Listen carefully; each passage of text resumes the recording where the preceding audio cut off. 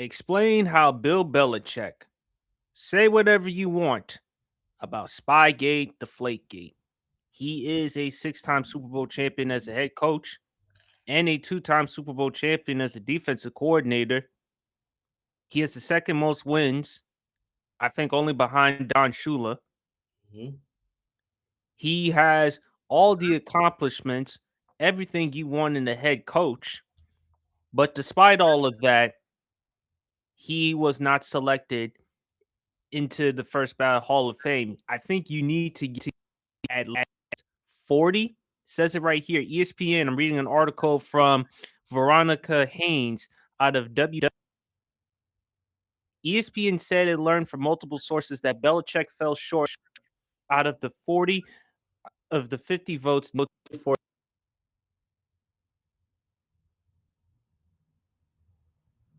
from the Pro Football Hall of Fame. The Pro Football Hall of Fame understands and respects the passionate reaction of many fans, media members, and enshrinees of the hall itself in light of its published reports regarding voting results for the class of 2026. It's that very passion that propels the game. The hall also respects the members of the selection committee when they follow the selection process bylaws. It is an honor to serve as a selector. Each year, the Hall reviews the selection process and the composition of the 50-person selection committee. If it is determined that any members violated the selection process bylaws, they understand action will be taken. That could include the possibility that such selectors would not remain a member of the committee moving forward. The selection of a new class is the most important duty the Hall of Fame oversees each year, and the integrity of that process cannot be in question. And when you look at it, champ, Don Sh- Don Shula, Chuck Noll, Tom Landry, they're the only coaches they've made it on the first ballot. But when you look at other head coaches, look, Vince Lombardi didn't even make it on the first ballot. Paul Brown, Bill Walsh, Jimmy Johnson didn't even make it on the first ballot. And even though there have been examples before, champ, but to me, it's a no-brainer about Bill Belichick. Regardless of what you want to say about Spygate, Deflategate, can you tell the story of football without Bill Belichick? Whether in the past or in the modern era. When you look at it, Tom Brady said it himself. If he's not a first ballot Hall of Famer, there's really no coach that should ever be a first ballot Hall of Famer, which is completely ridiculous because people deserve it. This is what he said during a radio interview. He's incredible. There's no coach I'd rather play for. If I'm picking one coach to go out there to win a Super Bowl, give me one season, I'm taking Bill Belichick. So that's enough. Robert Kraft, who should be, I don't know if he's in the Pro Football Hall of Fame, but definitely should. I mean, Jerry Jones is in the Pro Football Hall of Fame, rightfully so. But Robert Kraft does have more Super Bowls and more success. He's not in. And this is a statement from Robert Kraft. He called Belichick the greatest coach of all time. As head coach of the New England Patriots for more than 2 decades, he set the standard for on the field excellence, preparation, and sustained success in the free agency and salary cap era of the National Football League. He is the greatest coach of all time, and he unequivocally deserves to be a unanimous first ballot Hall of Famer. You look at his record 333 wins to 178 losses. That's also including the playoffs. Bill Polian got a lot of explaining to do. Now, he's denied it, but it's hard to believe. I think it's a culmination of things, champ, as to why Bill Belichick was kept out of the Pro Football Hall of Fame on the first ballot. Spygate, Deflategate. They always bring up Spygate, Deflategate. Okay, fine. That is a stain on Bill Belichick's legacy. But still, that doesn't define it. That doesn't disregard all of his accomplishments. It's there. There's no question about that. But that doesn't define. Could it be Bill Polian? Dare I say, because you were executive for the Indianapolis Colts, who did a damn good job surrounding Peyton Manning with a team from Edgerrin James to Dwight Clark, Robert Mathis, Tony Dungy as a head coach. You surrounded Peyton Manning in that franchise with a lot of talent. But in the 2000s, the early 2000s, the Patriots were the team. They were the dynasty. So I think jealousy and envy, and I'm sorry, dare I say, media, and anyone who tells me that the media did not play a role, that's so disingenuous to me and an insult to my intelligence. Bill Polian used to work for ESPN. He knows those voters very well. He probably convinced them into talking them out of voting Belichick into the first ballot. And they use Belichick, they use all the coaches. Same thing with Terrell Owens, Chip. Terrell Owens, when you look at his work, 6-time Pro Bowler, 5-time first team All Pro. He's one of 3 men to be a first team All Pro on 3 different teams: Ted Hendricks, Deion Sanders. But he's not in the Hall of Fame on the first try as a first ballot. And I'm sorry, I have to bring it up. Randy Moss. And again, Randy Moss belongs on the Hall of Fame on the first ballot on the first try. But that wasn't because of Randy Moss's production. It had to do with the fact that he's with ESPN and the media. So because of that, and we talk about T.O.'s on the field issues, let's not forget Randy's. He said it himself, I play when I want to. And unlike T.O., he had off the field issues. When he bumped his car into a police officer's car, T.O. had no issues off the field. Shannon Sharpe, and he's been adamant, not just on Undisputed, also on Nightcap, any other show he's on. They changed the bylaws when it came to T.O. So media definitely played away because Belichick didn't do the greatest job when it came to press conferences and interviews with the media. My thing is, if you kept Belichick out of the Pro Football Hall of Fame on the first try because of Spygate or because of other issues with Belichick, and yes, speaking of Brady, because I do think another reason that played a factor, Belichick or Brady, who deserves most of the success? Brady was able to go elsewhere in Tampa, win a Super Bowl, help Tampa become relevant, help Tampa win their first Super Bowl since that 2002 season. Belichick outside of 2021 season, in which Mac Jones, as a rookie, helped them get to the playoffs. What can you say about Belichick after that? I mean, come on. Bill Belichick, yes, sabotaged Mac Jones, sabotaged New England Patriots by putting in Matt Patricia and Joe Judge as offensive coordinators. And you see how Mac Jones flourished in San Francisco because of how great of a coach Kyle Shanahan is. And hopefully for you, Chip, he goes to Atlanta because y'all gonna have to do it without Michael Penix Jr. And I think, but to me, if you kept Belichick out of the Hall of Fame on the first ballot, are you going to do the same with Tom Brady? Because Brady has the Flakegate. Personally, I don't think so. Because who's better between Brady or Belichick? That answer is Brady. Brady's considered the GOAT, just like Belichick is considered the GOAT of coaching or one of the greatest to ever do it. Brady does have a connection with media. After all, he works for Fox Sports. Brady's more likable than Belichick. But he is involved with the Flakegate. So to me, it's a joke. It's a joke that Bill Belichick was out of the Pro Football Hall of Fame on the first ballot. Yes, Champ, you can mention other head coaches, just like I mentioned, that were not in the first ballot, like John Madden, Vince Lombardi, Bill Parcells, and others. But this is a no-brainer. And for Bill Polian and for others to say, well, media didn't play a role, it's ridiculous. I would like to think I would know a Hall of Famer based on their impact, what you see, their production results. But it seems like to me it's not about production. It's all about popularity. It's all about who we like and dislike. Not everyone that you meet, you gonna hang out with and go to the bar and have a drink. People, I mean, we gonna agree or disagree. But at the end of the day, it should be about merit. It should be about production. I thought it was about meritocracy. Mm. I got more to say, big fella. The floor is yours. We had to go in Ash Ketchum mode.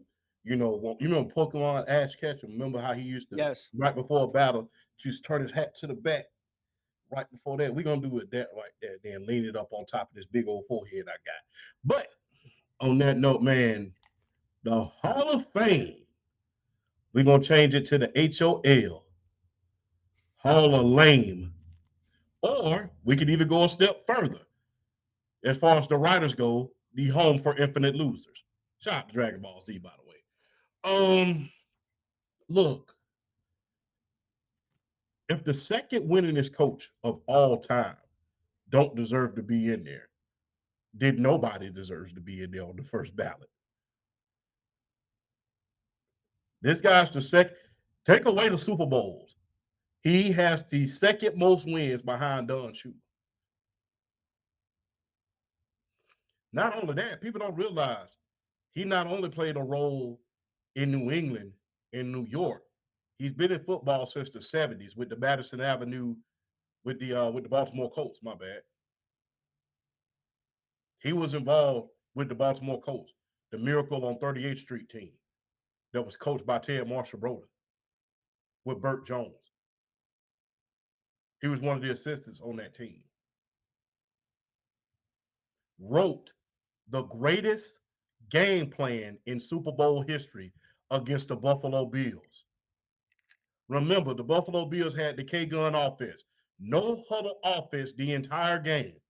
And he wrote that defense, that game plan to keep the passing game in check. We're only going to rush two. So, Jim Kelly, you're going to have all the time in the world. But the saddest thing about that is you got to throw it in these tight windows. Yeah, the greatest game plan in the history of the Super Bowl. Yeah. So, one of the main things about the Hall of Fame is this: can you write the history of football without someone? And I'm sorry, at this point, let's just say it. Bill Belichick is getting the Barry Bonds treatment.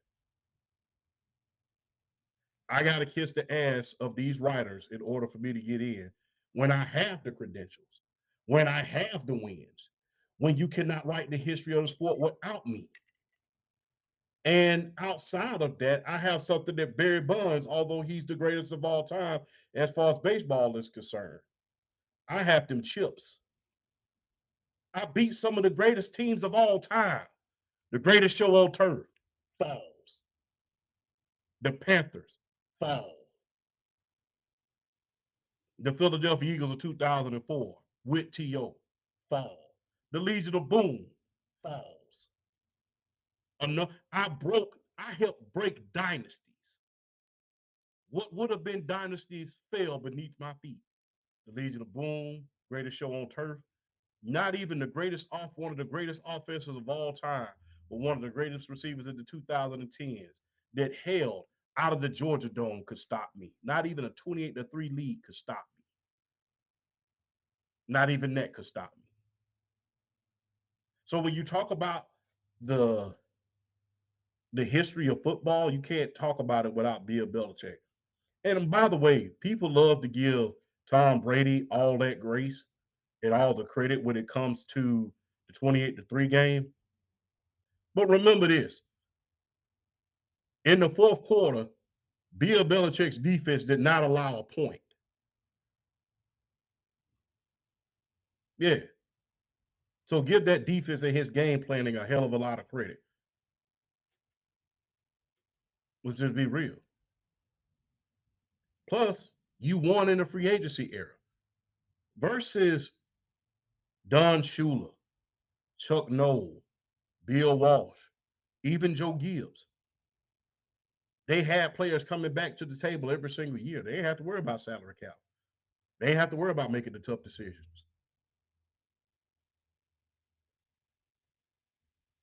He had to make the tough decisions. He had to release guys like Willie McGinnis. He had to let guys go like Richard Seymour, who is a Hall of Famer, by the way. So he had to make those tough decisions. had to make the tough decisions in order to let Randy Moss go. Where's he at? In the Hall of Fame. Was about to make the decision in order to let Tom Brady himself go, which a team by the name of the San Francisco 49ers had to do with Joe Montana in order to let Steve Young. Fortunately for Brady, the owner intervened and said, blank, blank, no, you're not trading my guy, trade this guy. And look, I already know people are going to say, well, the Brady effect, the Brady effect, the Brady effect. Listen, Brady is not Brady without me. Let's just be real. Nobody discovered Brady. Guess what? Victory has a lot of fathers. Defeat is an orphan. Without me, you don't discover Brady. Brady got drafted in the later rounds. He wasn't even the best quarterback at his school. Drew Henson was. So I discovered Tom Brady in his second year. Although I had just played my quarterback $100 million, I was this close in order to starting him over my $100 million quarterback. But I changed my mind at the last minute. Luckily, God intervened, and now I got my guy in there anyway. So this whole thing about this and that and the third, it's just like, do we really talk about that with Phil Jackson and Michael Jordan? No. Jordan didn't win before Phil Jackson. We don't have this discussion like, well, who made who? No. They both collectively played their role. And in fairness to Bill Belichick, by the time he got to the end of Brady's career, a lot of guys who was a part of those teams, those dynasty teams, they had moved on to greener pastures. Charlie Weiss, Romeo Crennel, Bill O'Brien, Josh McDaniels. Funny thing about Josh McDaniels, when Mac Jones, when he had Josh McDaniels there as the offensive coordinator, well, guess what? Mac Jones was a Pro Bowler as a rookie. as a rookie. Went to playoffs, I believe. Yes. So I can coach. I know people are going to say, well, your staff didn't do as well. Okay.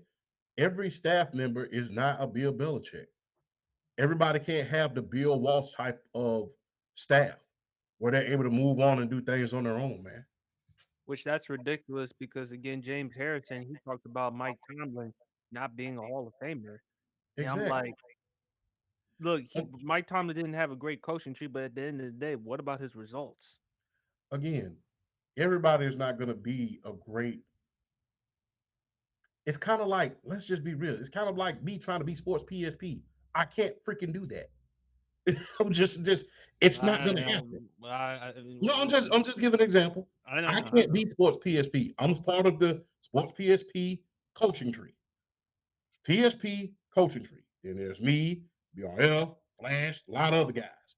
We can't be PSP. There's only one. A lot of guys were not Bill Walsh. A lot of guys were not Paul Brown. And a lot of guys got away with a lot of stuff. Let's just be real. If you really want me to be honest with you, Bill Belichick's being the head guy hid a lot of these guys' flaws. So let's just be very, very honest. It's easy to be great when you got the top guy shielding you. It's easy. Everybody can talk about how much of a genius child you are, how much of a good personality you are, how you can lead men, because the big man taking all the heat for you. Now you out there on your own. Now you get caught up in a cheating scandal and you get really exposed. Remember this, Josh McDaniel had a cheating scandal, a mini Spygate of his own. I remember DJ Williams was talking about it. He said, man, we went like 6-0 the first 6 weeks, man. And he said after that damn 6 weeks went by, we went 2-8. And we went, and the very next year, it repeated itself. So That just goes to show you even further more evidence that guess what? There's a difference between cheating and there's a difference between adapting. Josh McDaniels didn't win anything after his mini Spygate. He didn't win anything. The only thing he won was the ride to the stadium. After Spygate, Bill Belichick won 3 more Super Bowls, went to NFC Championship, went to 2 more Super Bowls. Well, went to several more Super Bowls, I would say. So it's a lot of media bias. And I'm like I said, I believe that he is getting the Barry Bonds treatment because guess what? He didn't kiss the media's behind. Outside off the field, you might have some stuff that you really don't agree with. And right now, he isn't the most successful at his next job at this moment in time. But not every coach has that real second act in their coaching life. Not every coach is going to have that. Funniest thing about Bill Walsh, as I'm looking it up, right? He left the 49ers Right. in 1988 after he won the Super Bowl, right? Mm-hmm. He left there. He had one winning season at Stanford. One winning season at Stanford when he went back to Stanford. He went 10-3 in 1992 and went to the Blockbuster Bowl and won that. After that, he went 4-7, 3-7-1. That's what happened. So not every coach has that second act in them. We look at the Barry Switzers, we look at the Jimmy Johnsons, we look at guys like that and say, hey, you're supposed to be great everywhere. Not every coach gets that supreme second act. Jerry Glanville, the same way. He helped Houston and my Atlanta Falcons win some games. He went to Portland State University, not so much. Not every coach has that second act in them. That's how come they go back to the familiar. That's how come Bill Walsh, he went back to the 49ers, ended up being their general manager for a long period of time. Ended up helping the San Francisco 49ers draft T.O., draft J.J. Stokes, helped them get Jeff Garcia. Yep. So not every coach has that great second act. You can't look, lightning don't strike the same place twice. I was able to get these players and put them in a position in order to win. A lot of hidden gems that you guys didn't even pay attention to. Whoever heard of Malcolm Butler before he became a Pro Bowler and got that game-winning interception? No one. Julian Edelman, No Kevin one. Paul, Kevin Antoine Falk. Smith, Deion Branch, Givens, Lord. David Yeah. Patton. There were a Now, lot of. it's No, safe to there say were. that in his first dynasty, he had a lot of big names. Ty Law, Lawyer Malloy, Rodney Harrison, Vince Yeah, the Wilfork. defense, Yeah, but the the defense offense, guy.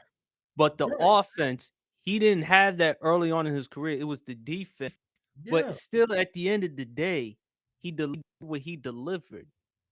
But to me, champ, with the media, sorry, I was having some technical difficulties. I hope I'm It's good. all good. My thing is, like, how can you say, well, it's just Spygate? So, okay, he had one terrible incident. Should that define him? No. At the end of the day, regardless of what you want to say about the Spygate situation, still, and with Bill Polian, I'm like, the way you responding and these statements lately, it doesn't sound convincing. We have had so many bad incidents in the NFL. Is the shame. We've had the Bounty Bowl. We've had people like Buddy Ryan, God bless his soul, that put bounties out on players. We had the body bag game. And Jimmy Johnson himself even came out and said that a coach that worked under Bill Polian's team in the Indianapolis Colts gave them the idea of how to steal signals. You're always looking for the competitive edge. You're always looking for that competitive edge. If I know this dude, if I know that somebody does like this when they're about to call Z3 motion, then guess what? It's getting a competitive edge. because you That's know the thing. exactly what they're doing, I and once mean, you see that, you're telling me you're not gonna capitalize it? exactly. But And the thing is, a lot of coaches share information. They share film about teams. Hey man, let me borrow one of your tapes so that we can, we got Fort High next week. Hey man, let me have that tape that you had against them so we can see what they're doing. We haven't played them yet. There's been a lot of evidence of coaches here. I think it was week 5 when Oregon played Colorado. I never yes, forget when the story came out about how everybody was sharing information in regards to Colorado and what they were running. And Keyshawn came out and said, look, there's always sharing of information when it comes to coaching, when it comes to that. You try to figure out what their tendencies are. Yeah. And you mean to tell me you're gonna watch film the entire time and you're not gonna pay attention to who's on the sideline waving their hands or when they do this? Every time they do this, they do that. And I'm not gonna pay attention to that and I'm watching it's film. it's pretty conspicuous. No It's one is going to disregard that. so yeah. So all of this Spygate, and like I stated, a lot of coaches have done it. Even Jimmy Johnson said, we even tried. And his team is one of the most revered teams in history. Jimmy Johnson admitted it. He did. I, So with all of this, oh, cheating, bro, let me break something down to you. The NFL has a long history of cheating, whether people were using stickum, whether the Oakland Raiders was out here acting like their arms was pads and the willing was cast. Yeah, I'll never forget the Oakland Raiders players. If you go back and look at their pads on their shoulder, they were cast. There was this guy named Bobby Brown, not the singer, but Hall of Famer Bobby Brown. He had a broken thumb for damn near 6 years, and he used to have a cast on his hand. But what he used to do, he used to lay his thumb and hit L.C. Greenwood, who the defensive tackle for the Pittsburgh Steelers. He used to use that to hit him in the stomach with. And he had a broken thumb for damn near 10 years, his entire playing career. You had coaches use a stickum. And look, even Bill Walsh did it. God rest his soul. Go back and look at Bill Walsh of Football Life. Bill Parcells called him out on it because what they used to do back in San Francisco, right? They used to script plays, right? And what they used to do was Bill Walsh would say, hey, my headphones is out. Okay, so when the opposing team's headphones is out, then everybody got to take their headphones out. But they're not able to get the substitutions and communicate like the other team is because they already have their plays scripted. When I already got my plays scripted, you don't know what I'm doing. Guess what? I can run it up on you. And I never forget, he walked up to Bill Walsh one day and said, hey, these headphones go out again. I'm going to have a talk with somebody about this. Now he said, I never forget what Bill Walsh said. He winked his eye and said, he said, just a little competitive edge. Teams have been cheating for years. Even Bill Walsh's team, one of the greatest coaches of all time, he did it. But but again, all of a sudden, oh, it's Bill's turn because he didn't kiss the media's ass, and he just was a bland personality and just want to coach. And he just said on the Buffalo, all of a sudden, everybody forgets everything. So all of this that's evidence the of thing. cheating throughout NFL history, and all of a sudden we want to key in on the winningest coach in NFL history. I call foul play. It's really not that hard to connect the dots. And anyone who says that Belichick, the only person so far that has no problem with it is Rob Parker. And I like Rob Parker a lot, but Parker has made the argument for Barry Bonds to be in the Hall of Fame. Yeah. So how can you make look? Well, never mind. But that That's a don't make bad analogy. sense. You can't you can't make the argument for one cheater and then try to dog another one. What's the difference? They both fucking cheated. I mean, it's just being real. What's the argument? They both cheated. Do I agree that Barry Bonds should be in the Hall of Fame? Yes, simply off of the premise of you cannot write the story of baseball without him. and quiet as it's kept, the steroid era was the best era in baseball and the most entertaining. That was the steroid era was the most entertaining time in baseball. Tell So me I'm to lying. me, The home you're run not no you season no was just you're not big Vic, you're not lying, but that's where I don't understand. This has been prevalent back in the day, and you're going to use Spygate, Deflategate. Like I said, it's a culmination of things. yeah. If Bill Belichick perhaps did a better job in press conferences and build a rapport with media, perhaps he would have been in on the first ballot. And again, champ, it's about who we like, who we dislike, and if they're involved in the media, they have a good chance of actually getting to the Hall of Fame. Again, I brought up Randy Moss. Randy Moss, unlike Terrell Owens, had off the field issues. And just like T.O., he had on the field issues. I played when I want to. But when someone tells me that the Mets didn't play a role in this, come on. That's an insult to my face. That's just horse shit. It is what it is. I mean, and what are you gonna say if Belichick's not a Hall of Famer? Tom Brady said Bill Belichick is not first ballot. No one is.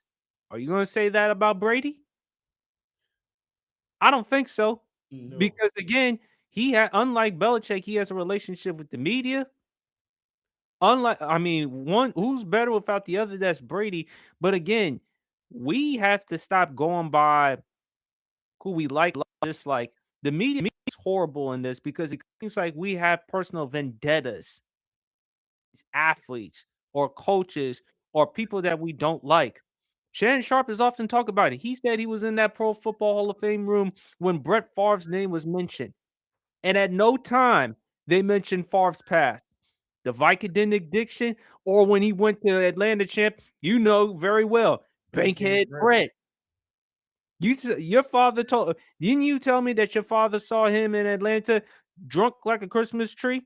Yeah, I'll never forget. He was like, "Hey man, everybody, we saw Brett Favre down there get drunk as a fool down there and one of the boys at Bankhead." I said, "What is he doing at Bankhead?" That's what they call it. They call it Bankhead Brett. The hell? Like, what is he doing? No, because even the internet wasn't what it is today, but word of mouth gets out about everything. It's like, what is he Right. doing at Bankhead? But But yeah, because of Favre's reputation and because of how he was well loved by the media, he got a pass.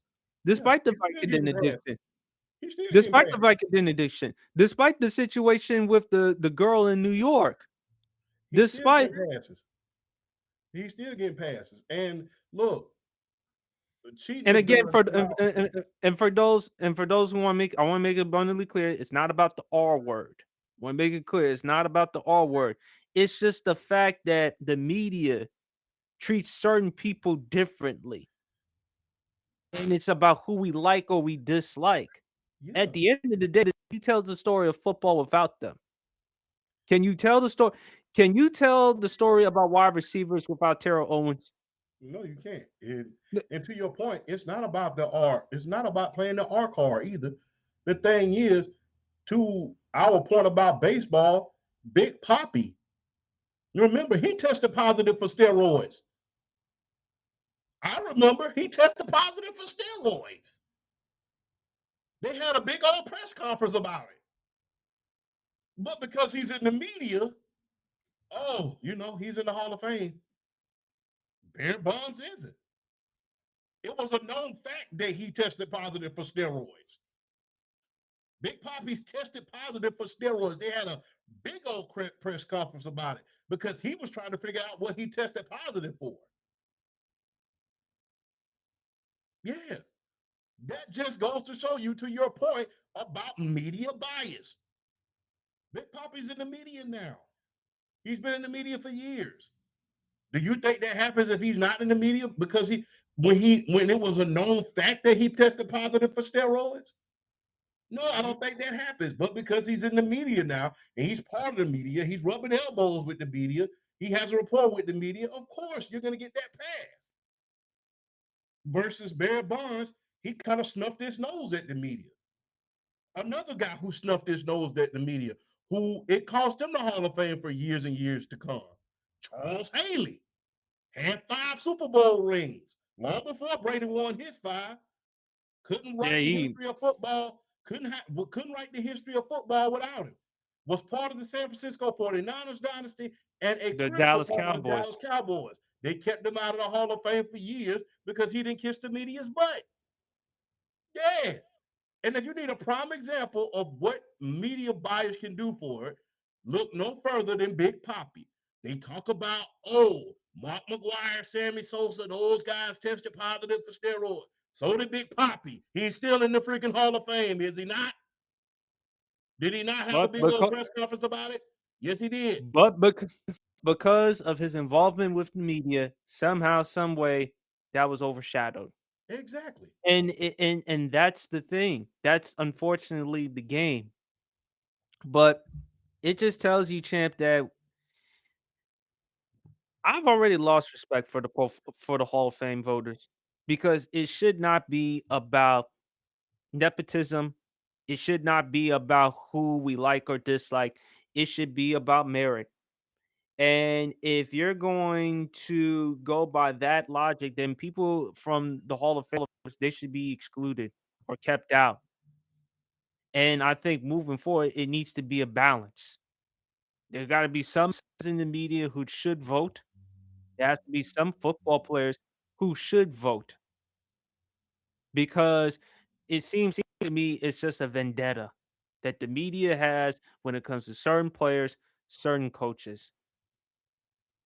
And but it's wrong. I mean, just listening to Tom Brady, Robert Kraft, Gronk spoke in about it. I think he was on Jimmy Kimmel or the Jimmy Fallon show. I think Willie McGinnis had a lot to say. Yeah. I mean, it's just So, ridiculous.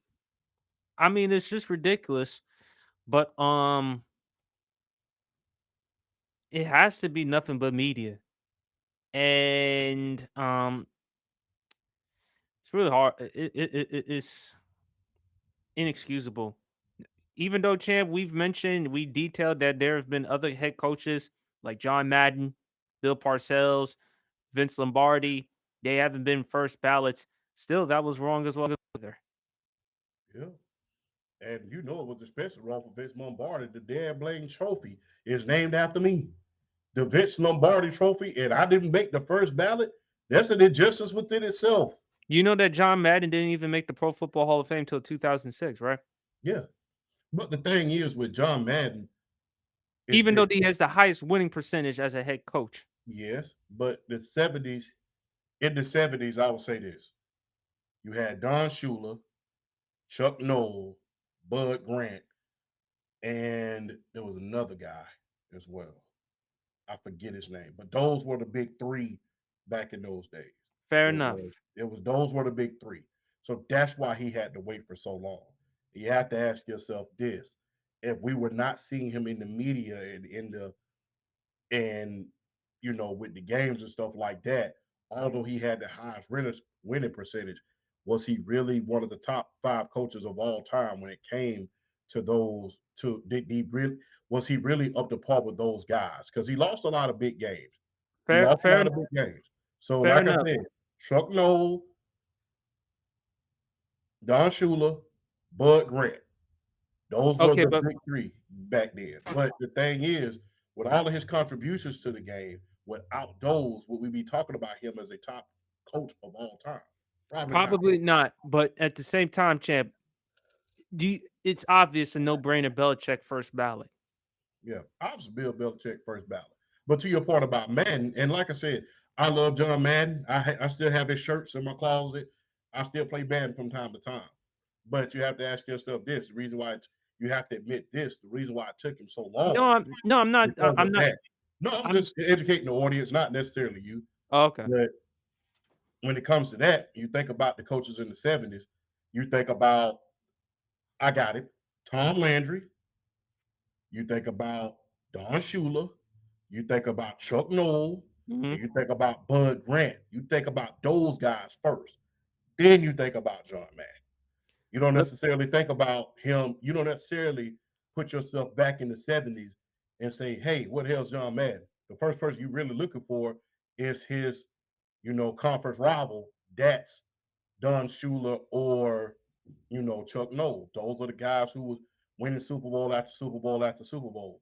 They was beating him in those name games and things of that nature. So yeah, without him being in the media for so long, without him being one of the trailblazers for Fox, without him being in conversations in the media and with the video game, you got to ask yourself, was he that top coach in his era, much less of all time? Probably Probably not. no, but at the same time, he was. I think to your point, champ, it was overlooked because how Madden was able to succeed as a commentator, and then of course with the game, he became a bigger celebrity even after his coaching Mhm. career. But you look at other coaches, Jimmy Johnson, not a first ballot. Like I've said before, champ, I've said it again. The worst thing that ever happened with the Dallas Cowboys was firing Jimmy Johnson. Yeah. Still, Jerry Jones, forget the fact he hasn't won a Super Bowl, neither has been to one nor a conference championship game. Bill Yeah. Walsh, one of the brilliant offensive minds. He's not a first ballot. So George what Seifert, his so follow-up what's the guy. criteria to be a first ballot? I not only have to have great results, but I gotta literally kiss your ass. That's what it seems like to me. I have to be a media darling because remember George Seifert is not in the Hall of Fame either. Right. I mentioned And that. yeah, Just George Seifert. Yeah, to your point, George Seifert's not in the Hall of Fame. Hell, it took Tom Flores. It took him years to get into the Hall of Fame. okay, but let me ask you this, champ.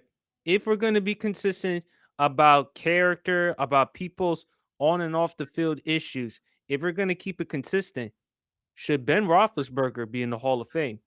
Now, as a football player, yes, because he's won with two different head coaches, as you often mentioned on my show, Bill Cowher and Mike Tomlin. Mhm. But we can't ignore Lake Tahoe, Nevada, and one in particular in your state, Milledgeville. Smithfield. I mean, no. If you're gonna hold T.O. to that standard and he never got in trouble, then guess what? Ben Roethlisberger needs to wait 4, 5, 6 years. Let's just be real. But a lot of these things get looked over because of media bias. It gets looked over because of media bias. And that's a sad thing to say, but it It does. is Like I what it said, is. I use Big Poppy as a prime example. People always talk about with Barry Bonds and those guys, they cheated. Okay, I give you that. But so did Big Poppy. He tested positive for steroids and had a big ass press conference about it. Somebody's going to tell. So tell me why he's in the Hall of Fame, but Barry Bonds, Sammy Sosa, and those guys who helped rewrite the history, rewrite the wrong of baseball. Because remember, after the strike, nobody was going to games. The Sammy Sosa, Mark McGwire home run race, that saved baseball. That saved it and rewrote the record book. And then Barry Bonds came into that picture and took it back into the stratosphere. They call it the steroid era. I call it the home run era because they was knocking them out of the park. It really doesn't make any sense, champ. It just tells me I know I don't want to be redundant. Again, media bias and unfair objectivity, and when Bill Polian, jealousy and salty. It really has to be. I mean, and it's an insult, champ, to all of us as football fans. Myself, you, Kieran. I mean, we saw Kieran's video that he posted. It's just an insult to us who know football, who watch football, who study football. And you're going to tell us he's not a famer because he doesn't fit your particular criteria. As Don King put it, only in America. Only in America. Only in America.